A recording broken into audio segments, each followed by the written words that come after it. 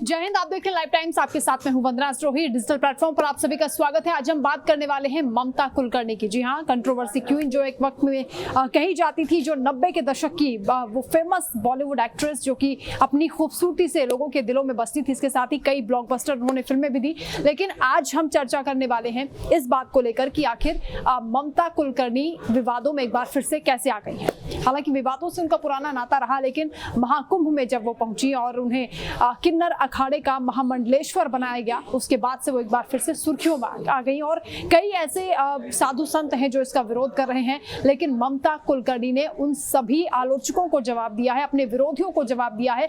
और क्या कुछ उन्होंने बताया, 23 साल की उनकी तपस्या कैसे वो कह रही हैं कि वो अब दूध से घी बन चुकी हैं और घी से वापस अपने स्वरूप में आना अब बड़ा मुश्किल होता है, नामुमकिन होता है। तो वो अब सन्यासी बन गई है, महाकुंभ में डुबकी लगाई और उसके बाद से उनका ये कहना है कि अब पूरी तरह से वो इसी दुनिया में चली गई हैं, आध्यात्म की दुनिया में रम गई हैं, वापस बॉलीवुड में नहीं जाना चाहती हैं। करण अर्जुन जैसी सुपरहिट फिल्में उन्होंने दी और उस टाइम के जो टॉप एक्टर्स थे उनके साथ उनकी कई फिल्में बड़ी हिट हुई। अक्षय कुमार के साथ सबसे बड़ा खिलाड़ी उनकी फिल्म हिट हुई थी और उनका ये कहना है कि दोबारा उनको फिल्में ऑफर की जा रही थी। करण अर्जुन 2 उसके सीक्वल की बात भी हो रही थी, ऑफर उनको किया गया था, लेकिन उन्होंने इन सब चीजों को ठुकरा दिया। मोहमाया में अब वो नहीं पढ़ना चाहती हैं। और आचार्य लक्ष्मी नारायण त्रिपाठी जिन्होंने उन्हें महामंडलेश्वर बनाया किन्नर अखाड़ा का, उनके लिए वो कहती हैं कि 2 साल से उनके संपर्क में थी और 23 साल से वो लगातार तपस्या कर रही थी। उनका ये कहना है कि 23 साल पहले उनका कुपाली आश्रम में वो पहुंची, जूना अखाड़े के चैतन्य गगनगिरी महाराज से वो मिली और उन्होंने उन्हें ये दीक्षा दी। और उसके बाद 23 साल उन्होंने लगातार तपस्या की, जिसमें वो कहती है कि महाकाल की उनके पास असीम शक्तियां हैं और उन्होंने जो कुंडलिनी योग होता है वो भी किया है और कई सारी शक्तियां उन्होंने अर्जित की हैं। इसके साथ ही वो खुद को महाकाली का प्रतीक भी बताती हैं।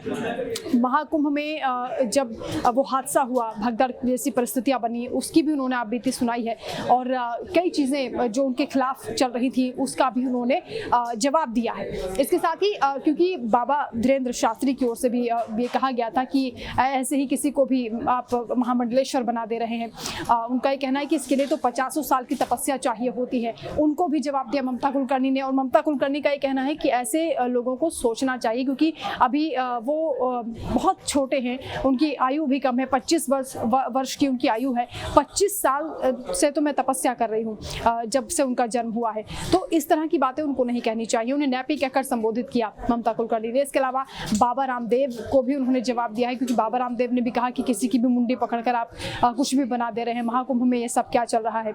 तो उनको भी कहा कि महाकाल से उनको डरना चाहिए, क्योंकि महाकाल की मैं भक्त हूँ, महाकाली की मैं भक्त हूँ, कई बार मेरे अंदर चंडी आ जाती हैं। ये तमाम चीज़ें उन्होंने कही। और उस जिस घटना का हम जिक्र कर रहे थे, 29 जनवरी की जो घटना, जब उन्होंने कहा कि भगदड़ जैसे हालात बन गए थे, सुबह जब तमाम जो अखाड़े थे वो रात भर से तैयारी चल रही थी कि वो सुबह जाएंगे, अमृत स्नान करेंगे, लेकिन ममता कुलकर्णी को उन्होंने पीछे छोड़ दिया, जो कि महामंडलेश्वर उस दौरान बन गई थी किन्नर अखाड़े की। और उनसे नहीं कहा गया कि आप भी चलिए। तब उन्होंने कहा कि ठीक है, मैं विवादों में रहती हूँ और आप लोग जाइए, आप स्नान करिए। कहती मैंने उनको भेज दिया, लेकिन मेरे अंदर जो चंडी थी वो मुझे आभास हुआ इस बात का कि उन्हें क्रोध आया। और उसके बाद मेरे पास फ़ोन आता है, वो उस घटना का जिक्र करती हैं कि किसी ने फ़ोन किया और बताया कि आप तो महाकाली हैं, आप स्वयं जो है दुर्गा हैं। तो उनका ये कहना था कि मैंने उनसे पूछा कि आखिर ऐसा क्या हुआ। तो ममता कुलकर्णी को जवाब मिला कि हम 10 किलोमीटर पैदल वापस आ रहे हैं और ऐसे कोई घटना हो गई है और हम स्नान नहीं कर पा रहे हैं। तो ममता कुलकर्णी कहती कि ये जो मैं आंसू बहा रही हूँ, या जो उस दौरान भी जब मुझे महामंडलेश्वर की पदवी दी जा रही थी, उस दौरान जो मेरी आंखों से वो अश्रुधारा बह रही थी, उसका भी एक बहुत बड़ा कारण है कि मैं इतने संघर्षों से गुजरी हूँ और इतना कुछ मैंने तपस्या 23 सालों में की है, ये सब उसी का फलस्वरूप है। तो कोई भी अगर मेरे ऊपर सवाल उठाता है तो वो उसे समझना चाहिए कि मैं आखिर कौन हूँ।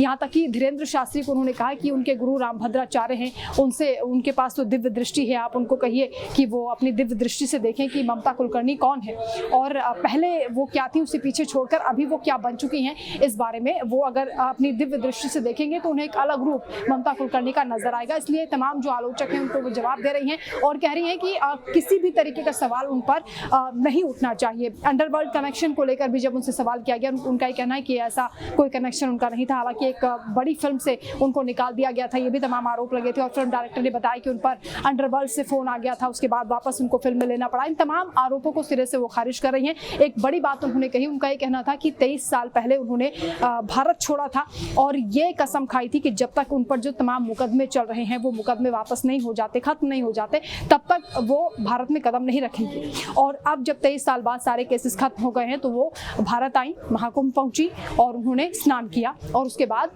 वो महामंडलेश्वर, पूरी परंपराएं जो होती हैं उसके मुताबिक वो महामंडलेश्वर बनी। हालांकि ये भी आरोप लगा कि ममता कुलकर्णी 10 करोड़ रुपए देकर महामंडलेश्वर बनी, क्योंकि रातों रात जिस तरीके से उन्हें ये पदवी दी गई उस पर भी कई लोगों ने सवाल उठाए थे। उनका खुद भी ये कहना था कि वो महामंडलेश्वर बनने के लिए यहाँ नहीं आई थी, बल्कि महाकुंभ में वो स्नान के लिए पहुंची थी, ताकि जो उनकी संन्यास का जो मार्ग है, जो आध्यात्म की दुनिया है, उसमें वो प्रवेश करें। इसके साथ ही उनका ये भी कहना है कि जो 10 करोड़ के आरोप लग रहे थे वो बिल्कुल गलत है, क्योंकि उनके सारे अकाउंट सीज हैं और उनके पास कोई पैसा नहीं है। हिमांगी सखी जो कि महामंडलेश्वर हैं वो भी उन्होंने सवाल उठाए थे और ममता कुलकर्णी पर ये आरोप लगाए थे, तो उसका भी उन्होंने जवाब दिया। ये भी आपको बता दें कि किन्नर अखाड़े के भीतर भी जब से ममता कुलकर्णी को महामंडलेश्वर बनाया गया, दो गुट देखे जा रहे हैं। एक गुट उनका फेवर कर रहा है, एक गुट कह रहा है कि ये तो किन्नर भी नहीं है, इनको कैसे महामंडलेश्वर बना दिया।